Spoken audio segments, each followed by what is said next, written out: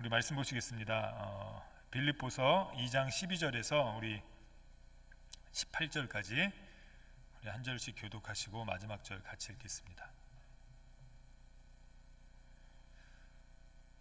그러므로 나의 사랑하는 자들아, 너희가 나 있을 때뿐 아니라 더욱 지금 나 없을 때에 항상 복종하여 두렵고 떨림으로 너희 구원을 이루라.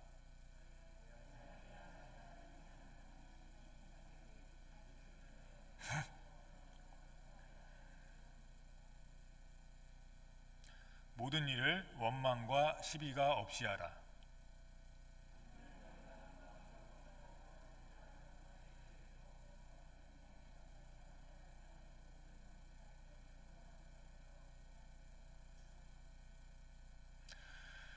생명의 말씀을 밝혀 나의 다름질이 헛되지 아니하고 수고도 헛되지 아니하므로 그리스도의 날에 내가 자랑할 것이 있게 하려 함이라.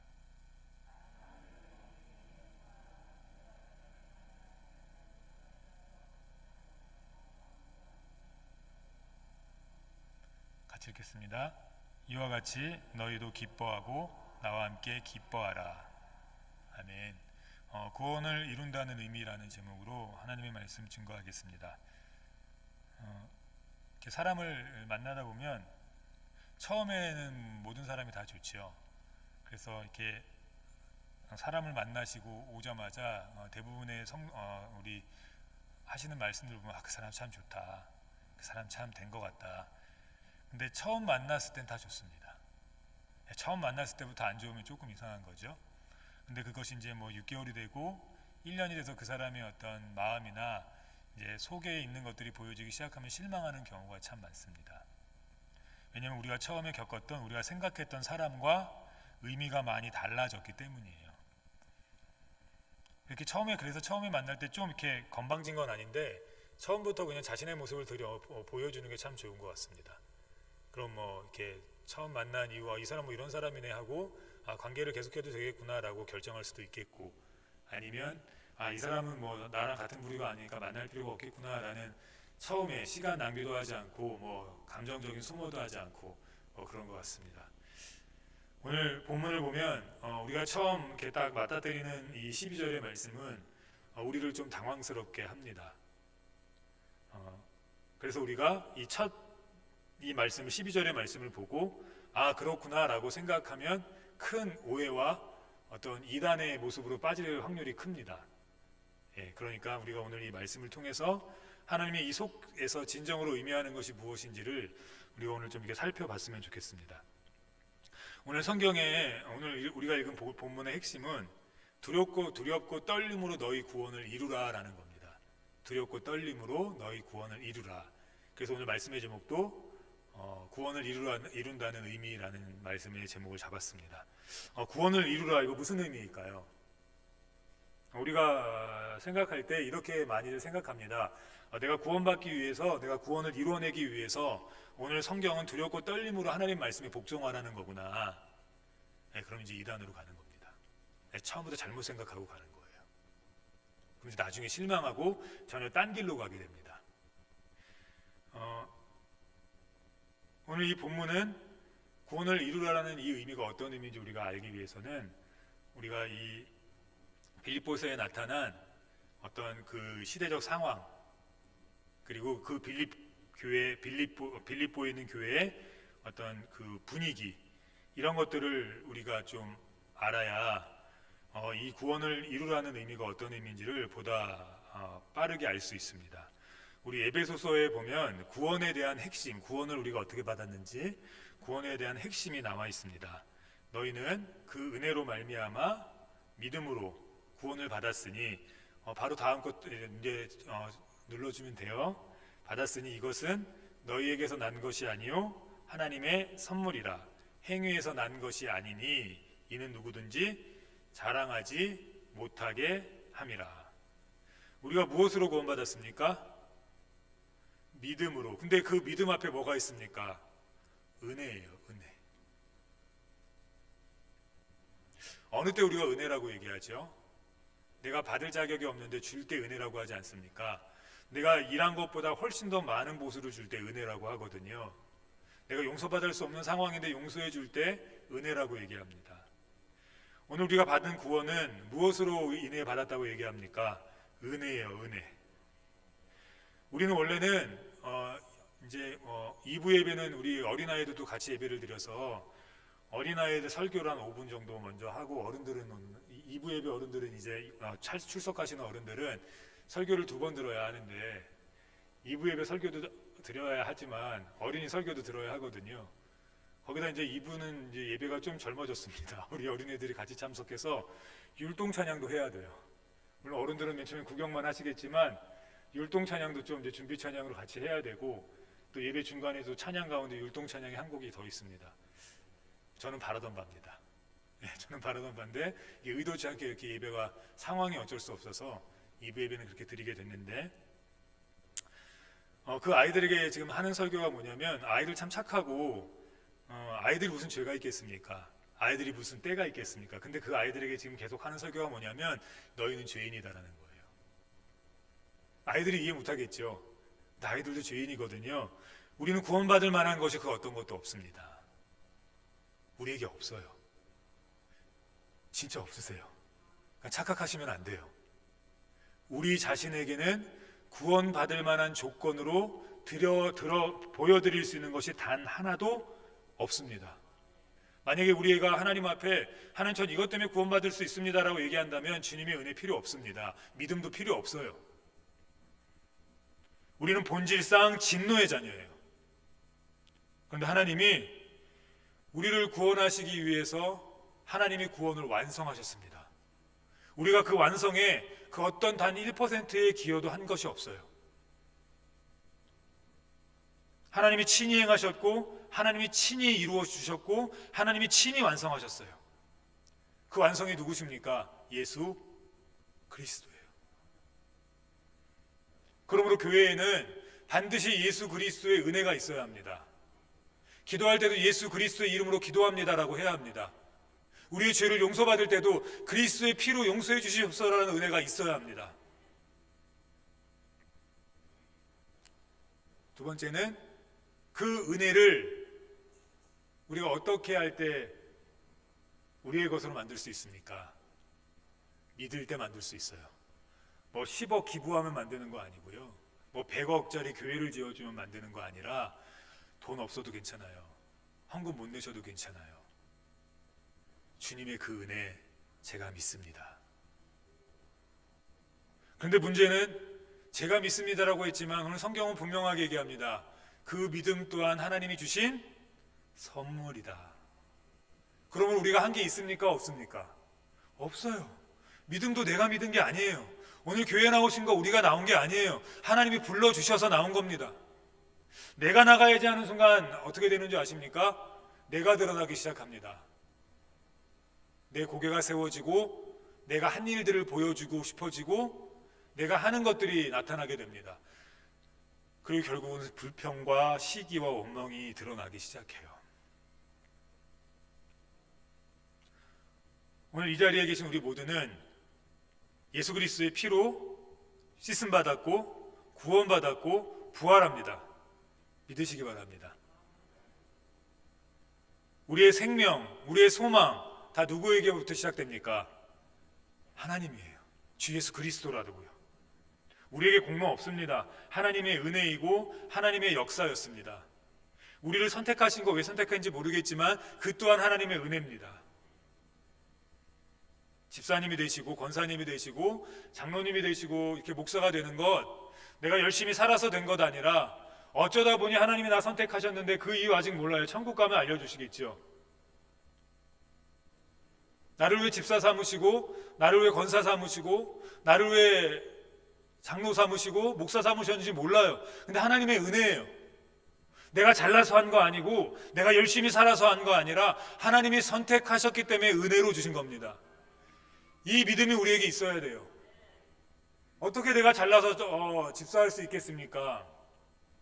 그 순간 타락하는 겁니다. 그 순간. 오늘 본문은 빌립보서 2장은 오늘 우리가 아까 읽었던 에베소서의 말씀, 은혜로 말미암아 믿음으로 구원을 받았나니, 이 말씀과 구원을 이루라는 이 말씀은 대조되는 것처럼 보여요. 한쪽에서는 내 행동이 아무 쓸모없고 구원을 이루는데 나의 생각이나 나의 노력이나 나의 어떤 공로가 있는 것이 아니라 오직 하나님의 은혜였고 그것을 믿음으로 수긍할 때 우리가 구원받는다고 설명했는데, 오늘 빌립보서는 너희는 구원을 이루래요. 그럼 성경이 잘못된 겁니까? 이 과학 이론이 하나의 받아들여질 수 있는 그러니까 진실은 아니지만 받아들여질 수 있는 학설이 되기 위해서는 지속적으로 실험을 했을 때 똑같은 결과가 나와야 돼요. 그래서 이제 학자들이 어떤 논문을 내면 일부러 반대되는 학설이나 반대되는 실험들을 많이 합니다.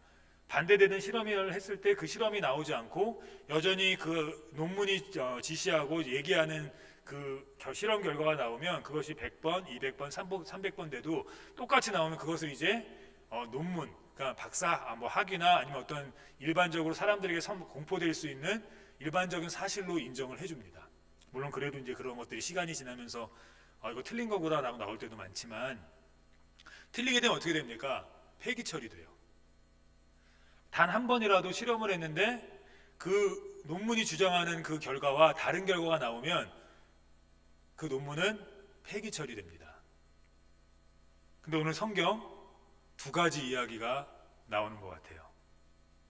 한쪽으로는 우리의 행위와 관계없이 하나님의 은혜로 말미암아 믿음으로 구원받았다고 하는데, 오늘 빌립보서는 구원을 니네가 열심히 노력해서 이루라고 얘기하는 것 같아요.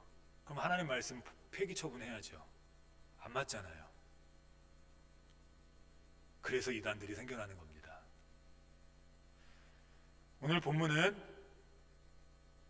우리가 빌립보서의 전체적인 어떤 상황을 고려해야 된다고 말씀드렸고, 또 교회 안의 분위기를 고려해야 된다고 말씀드렸습니다. 빌립보서 전체의 주제는 뭐냐면 하나됨이라는 주제예요. 하나됨.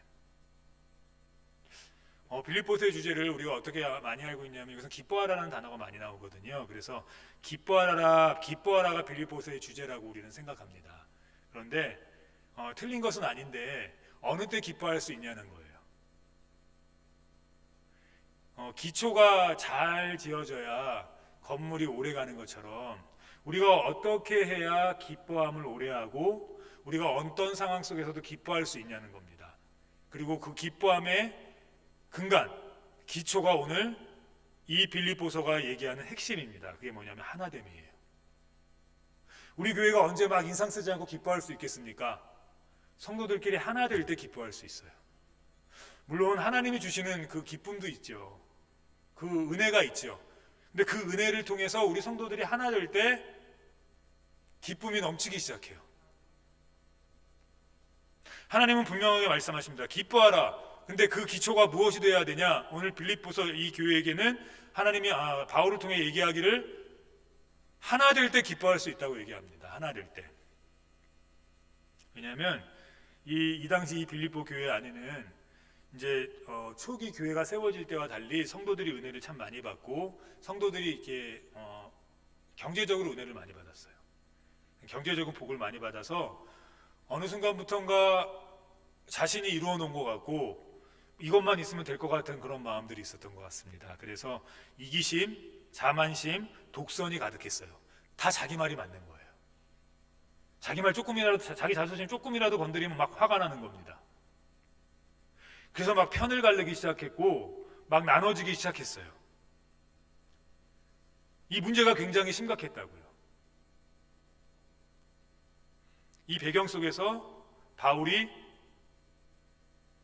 빌립보 교회에 편지를 보낸 게 바로 오늘 빌립보서입니다.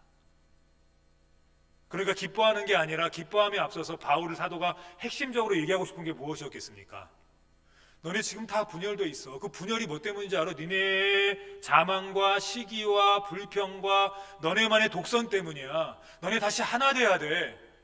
하나 되면 니네가 맨 처음에 주님 만났을 때 느꼈던 그 기쁨, 서로 떡을 떼며 서로 위로하며 서로를 찾아다니면서 서로를 안아주었던 그 기쁨 회복할 수 있어.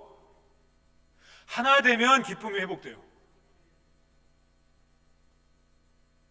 그래서 오늘 통성기도의 세 번째 기도를 한 겁니다. 주변의 성도들을 위해서 기도하자고.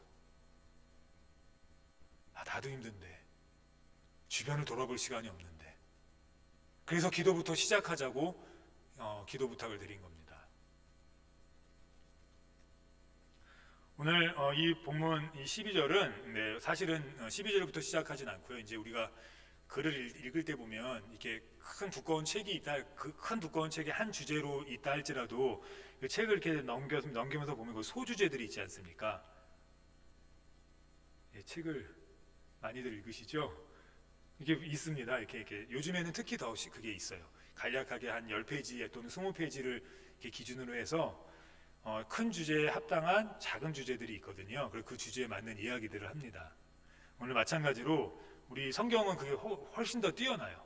그 주제를 나눠놓고 거기에서 핵심적으로 다루는 내용들이 뛰어난데, 오늘 우리가 읽은 본문은 사실은 1장 27절부터 시작을 합니다. 그리고 1장 27절의 시작은 핵심이 뭐냐면 복음에 합당하게 생활하라는 거예요. 복음에 합당하게 생활해라. 우리가 이 핵심을 알아야지 구원을 이룬다는 것이 어떤 의미인지 압니다.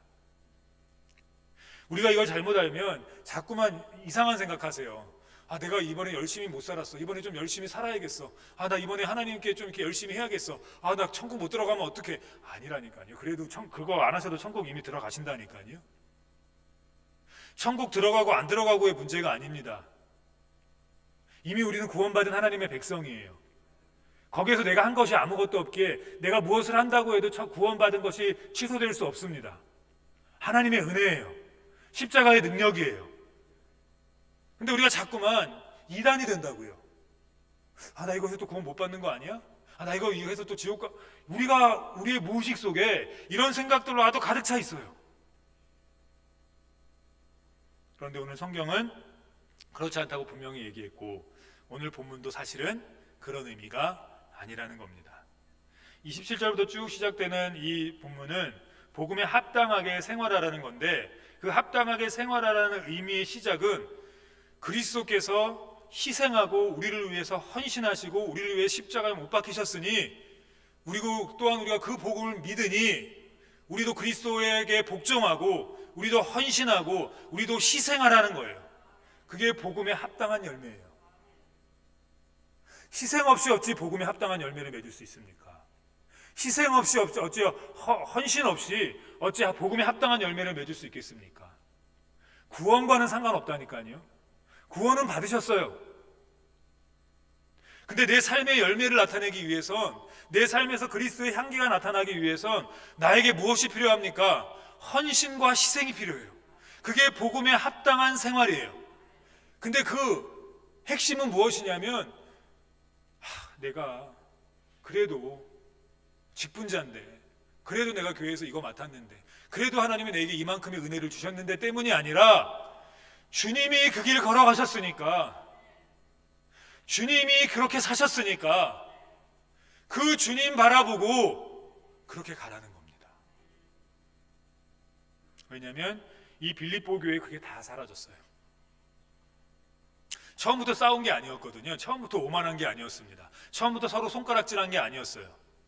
근데 어느 순간부터인가 주님이 가신 길을 쫓아가기 위해서 희생하고 헌신하는 것이 아니고, 직분 때문에 헌신하기 시작했고, 이렇게 하면 내가 돈을 좀 못 벌까 봐 헌신하기 시작했고, 이렇게 하면 사람들이 손가락질할까 봐 헌신하기 시작했습니다.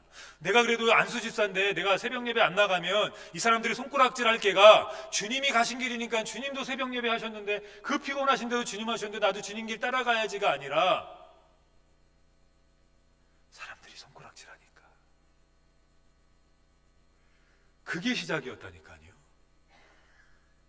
오늘 주일 예배 다 예수님 때문에 나오신 줄 믿습니다. 이 예배가 언제 무너지는 줄 아십니까? 또 오늘 안 나가면 내일부터 사업이 안 되겠지? 그거는 뭐 잘 될 수도 있고 안 될 수도 있는 거지. 사람이 살다 보면 잘 될 때도 있고 안 될 때도 있지 않습니까? 애들 키우다 보면 아플 때도 있고 건강할 때도 있지 않습니까? 애들 키우다 보면 성적이 좋을 때도 있고 안 좋을 때도 있지 않습니까?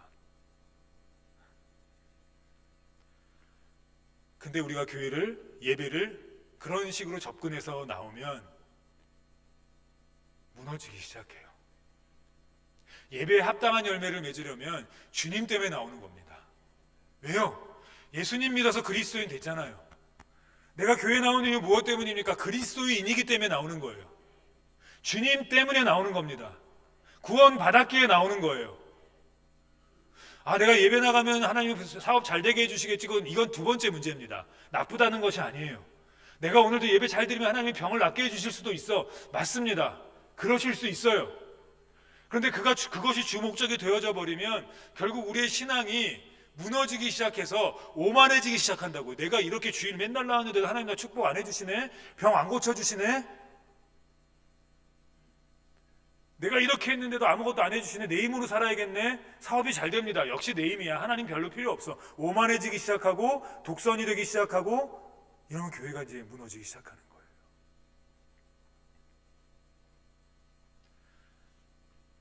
이렇게 21장 27절부터 복음에 합당한 열매를 예수 그리스도를 봄으로 맺어라 라고 하면서 그 흐름 속에서 오늘 12절에 첫 말씀이 나오는 겁니다. 그러므로 복음에 합당한 열매를 맺어야 되고 그 복음에 합당한 열매를 맺으려면 예수님 바라보고 시작해야 된다. 그러므로 빌립보 교회는 우리 강북 명성 교회는 구원을 이뤄라 라고 얘기합니다. 구원을 이루라. 이거 행동을 하라는 게 아닙니다. 이거 행동을 통해서 구원을 받으라는 게 아닌 거 이제 아실 겁니다. 구원 받았습니다. 어떻게 해야 됩니까? 구원 받은 자로 희생하고 헌신함으로 살아가야 된다는 겁니다. 하나님 말씀을 지키는데 어찌 희생이 없을 수 있습니까? 내가 부셔져야 하나님 말씀이 지켜지는 거예요. 예수님의 십자가의 달리심이 없이 어찌 우리가 구원받을 수 있겠습니까? 예수님의 헌신과 희생이 있었기에 우리가 이 자리에 있는 겁니다. 두렵고 떨림으로 너희 구원을 이루라라는 이 말씀은 사실은 너희 구원을 보이라라는 거예요. 구원을 어느 때 보일 수 있습니까? 내가 가지고 있을 때 보일 수 있죠. 그러니까 이거는 구원을 너희가 열심히 살아서 너희가 말씀을 잘 지켜서 구원 받아라라는 말씀이 아니라 이미 너희에게 구원을 주었으니 너희의 구원받음을 보여주라는 거예요. 그 보여주라는 이 주님의 말씀 속에 오늘 우리 본문에 이제 말씀이 쭉 진행되는 겁니다. 구원받은 자로 열매를 맺는데 거기엔 희생과 예수님의 헌신처럼 우리의 희생과 헌신이 반드시 있어야 된다. 그럼 왜 희생과 헌신이 있어야 합니까? 오늘 본문이 그걸 얘기하고 있기 때문이에요. 우리 14절 우리 같이 한번 읽어보시겠습니다. 14절 읽겠습니다. 모든 일을 원망과 시비 없이 하라. 우리가 다시 교회가 하나 되기 위해서 하나됨이 하나님의 마음이시고 하나 될 때 우리의 기쁨이 다시 회복되기 시작하는데 교회 가는 것이 기뻐지고 예배 드리는 것이 기뻐지고 함께 손을 부여잡고 예전처럼 기도했던 것이 기뻐지고 이러한 모습들이 우리에게 나타나야 되는데 이렇게 하나 되려면 가장 먼저 있어야 될 게 바울은 이렇게 얘기했습니다. 원망과 시비가 없이 하라. 하나님의 일을 할 때 뭐가 없어야 합니까? 원망이 없어야 돼요. 하나님의 일을 할 때 뭐가 없어야 됩니까? 시비가 없어야 돼요. 그럼 교회가 다시 하나 돼요.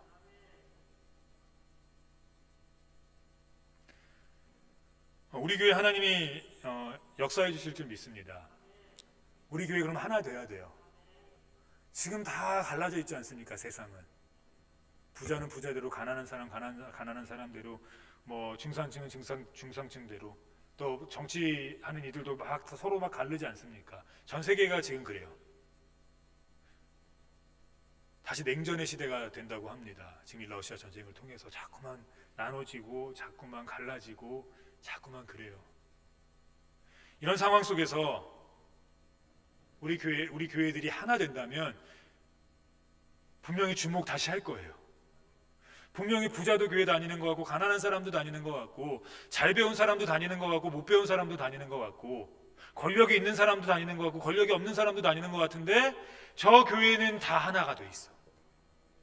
분명히 갈라져야 되고 분명히 나뉘어야 되고 분명히 서로 반대가 되어야 되고 서로 원망해야 되고 서로 불평해야 하는데 그게 당연한데 교회가 하나 돼 있어.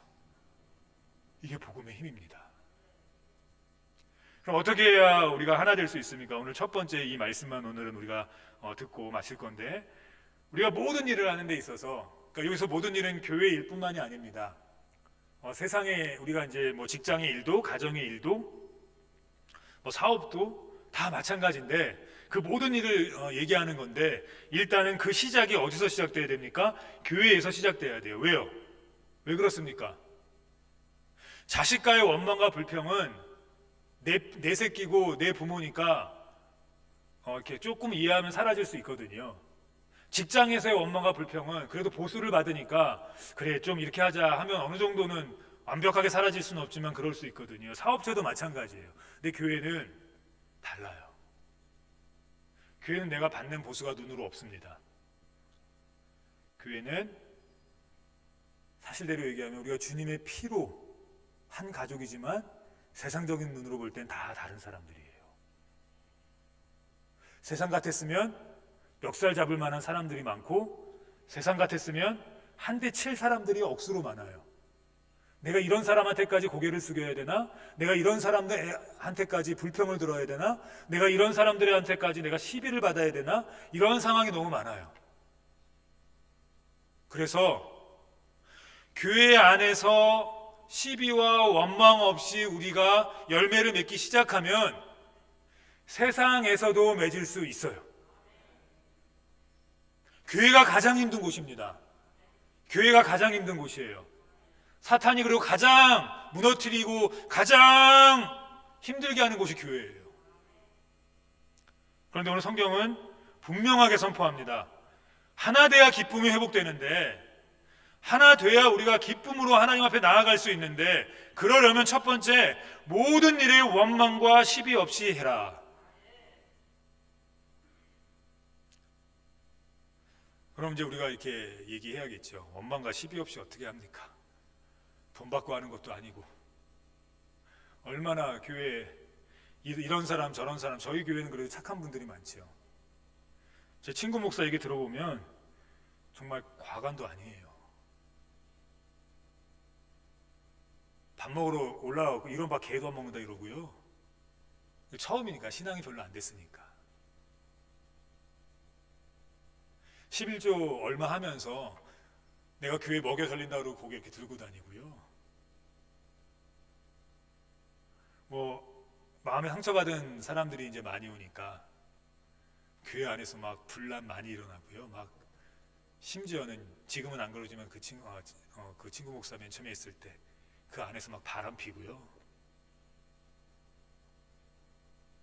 저희 교회는 그런 건 없지 않습니까? 근데도 교회로 세워져 가더라고요. 주님 은혜 붙잡으니까.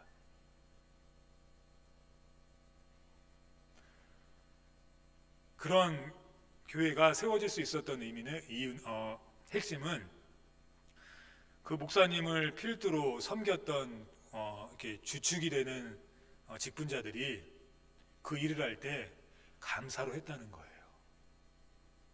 자기보다 훨씬 못한 사람이 자기한테 지시를 해도, 이런 밥 개도 안 먹는다라는 소리를 해도 분명히 자기보다 신분이 낮은 것 같은 거예요, 세상에서는.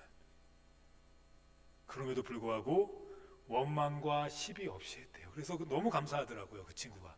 나는 우리 누구누구 집사님 없었으면, 누구누구 장로님 없었으면 나 목회 그만뒀을 거야. 물론 하나님의 은혜가 먼저 붙잡아 주셨죠. 그 친구도 새벽마다 하나님 앞에 울면서 기도했으니까요.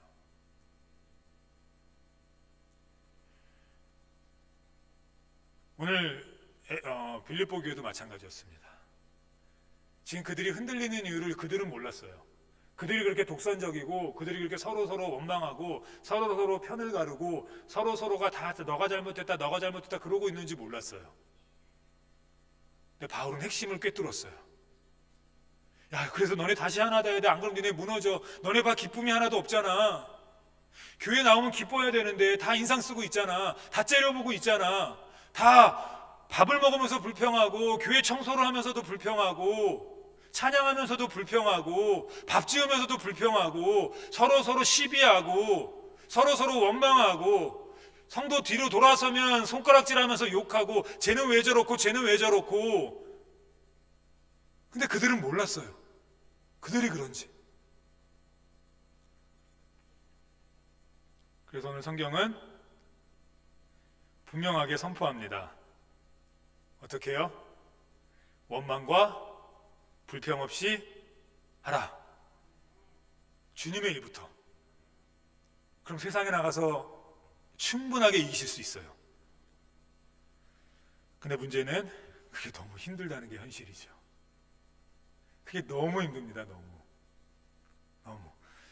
이 원망은 어떤 단어를 썼냐면 이스라엘 백성이 광야에서 불평할 때 그 불평이라는 단어랑 지금 이 교회에서의 이 성도들이 불평이라는 단어는 똑같은 의미가 아닌데 너는 그런 똑같은 불평이야 라는 얘기를 합니다.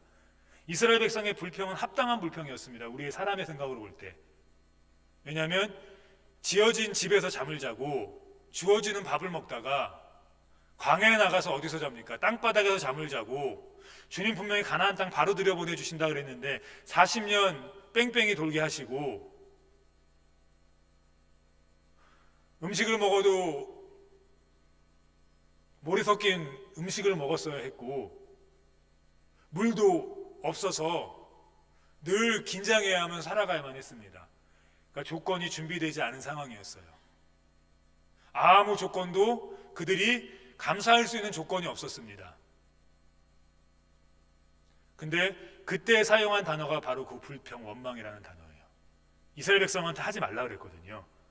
근데 거기서 하지 말라고 한 거는 불가능을 말한 겁니다. 불가능을. 교회는 사막과 같아요.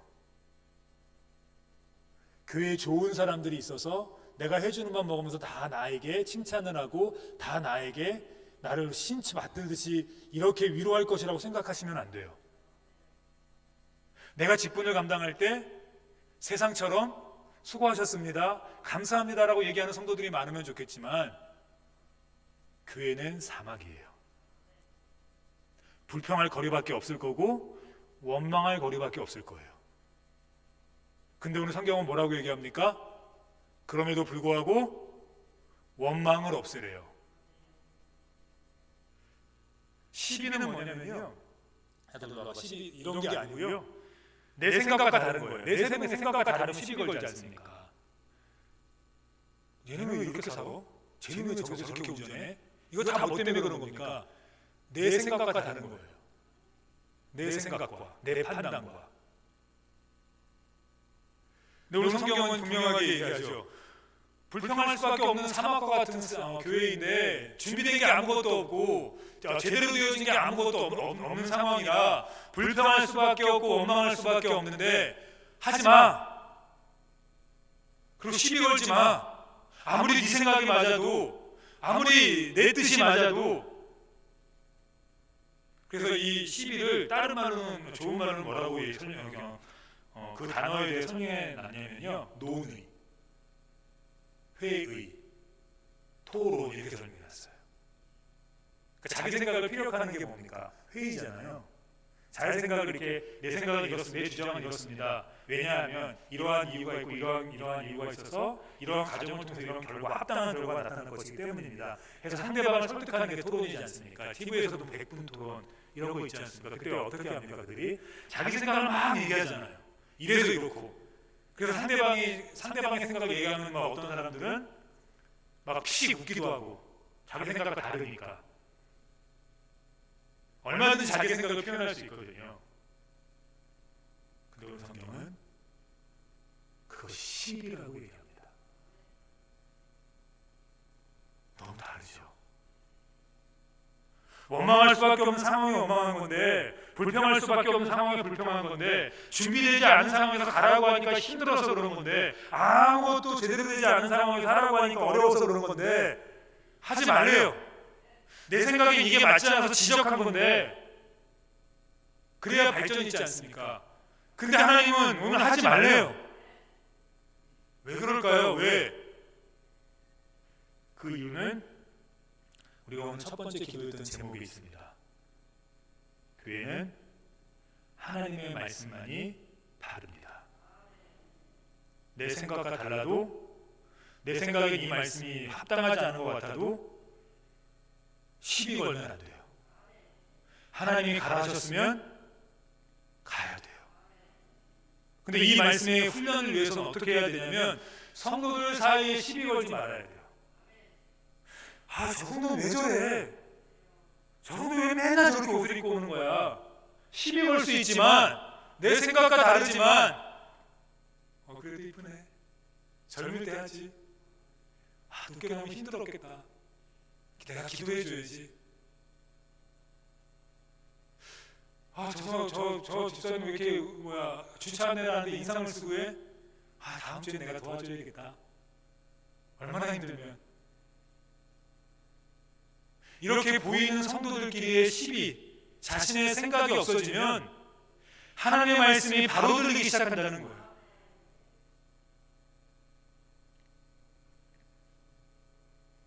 근데도 안 되죠.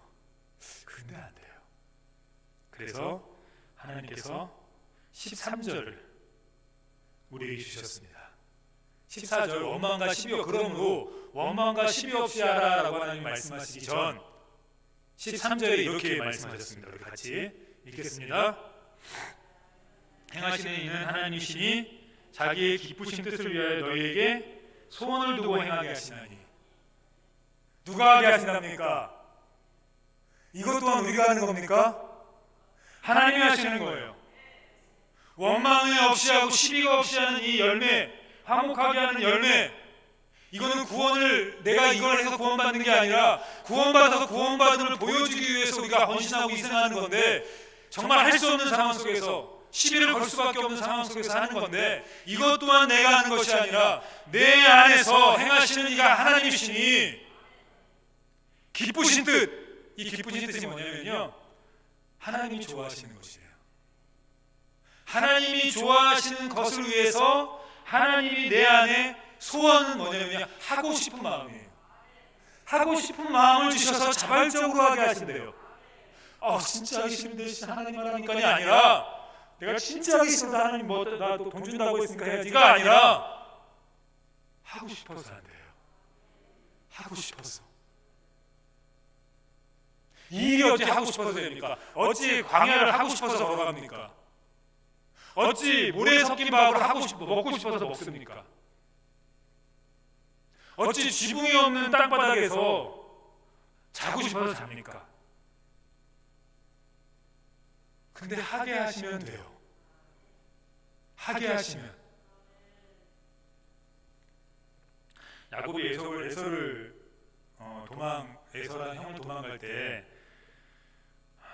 라헬을 얻기 위해서 어떻게 했습니까? 7년이 7일처럼, 하루처럼 지나갔어요. 왜요? 그를 만나는 것이 너무 좋았거든요. 일도 하고 싶어졌고 7년에 이었지만 삼촌의 불합리하고 전혀 자기의 생각과는 다른 합리적이지 않은 방식으로 삼촌이 그를 부렸지만, 그 부리는 것 또한 어렵지 않았어요. 힘들지 않았어요.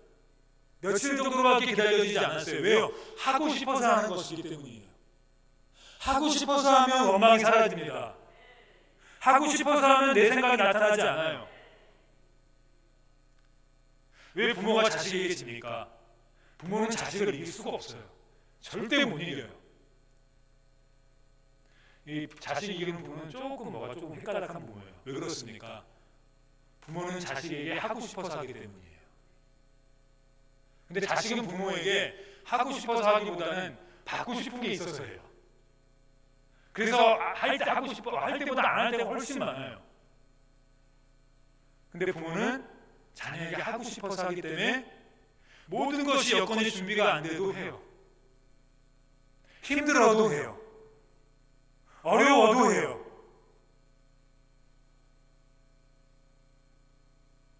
교회도 마찬가지입니다. 피 하나 안 섞였어요. 주님의 은혜로 우리가 하나 됐어요. 근데 아직은 우리의 눈으로 볼 때는 다 딴 놈, 죄송합니다, 딴 사람 같아요. 불평할 수밖에 없는 사막과 같은 상황이고 내 생각을 얘기하고 시비 걸 수밖에 없는 상황들이에요. 그래서 우리 힘으로 안 되는 거 아시기에 내 안에서 행하시는 이가 하나님이시니 그가 자기가 기뻐하시고 좋아하는 일 때문에 우리에게 하고 싶은 마음을 주셔서 하게 하신대요. 그래서 우리가 두 번째 기도를 한 겁니다. 기도 많이 하는 교회 되게 해달라고. 그래서 하나님의 마음을 알고 그 마음으로 하고 싶어서 헌신하고, 하고 싶어서 봉사하고, 하고 싶어서 피아노 치고, 하고 싶어서 찬양하고, 하고 싶어서 밥하고, 하고 싶어서 주차장 안내하고, 하고 싶어서 안내하고, 헌금하고, 얼마나 좋습니까? 그러다 보면 원망과 시비가 사라져요. 그럼 뭐가 회복됩니까? 기쁨이 회복돼요. 주일날 오셔서라도 기쁨을 안고 가셔야 일주일 동안 세상에서 그 받았던 스트레스 풀고 가시죠. 확 다 회복하고 가셔야죠. 스트레스가 해결되면 건강도 회복돼요. 다 회복되기 시작해요. 근데 그 시작이 어디입니까? 교회예요. 원망과 시비가 없어야 합니다. 그 은혜를 위해서 하나님께 기도하십시오. 하나님, 제게도 하나님 내 안에서 행해 주십시오. 주의할 때 원망 없이 하게 해주십시오. 주의할 때 내 생각과 다르다고 시비 걸지 않게 해주십시오. 저는 그 은혜가 우리 성도님들에게 있기를 주님의 이름으로 축원합니다. 우리 시간 그냥 반주만 해주시고요. 시간이 많이 되어서 우리 통성으로 바로 기도하겠습니다. 오늘 말씀 붙들고 하나님, 제가 화목하는 자리에 있게 해주십시오. 제가 있는 자리마다 화목이 있게 하시고, 하나님, 제가 원망하지 않고 불평하지 아니할 수 있도록 하나님이 기뻐하심으로 제 안에서 하고 싶은 마음을 주십시오. 그래서 희생하고 헌신함으로 복음에 합당한 열매를 맺게 해달라고 우리 시간 통성으로 기도하시겠습니다.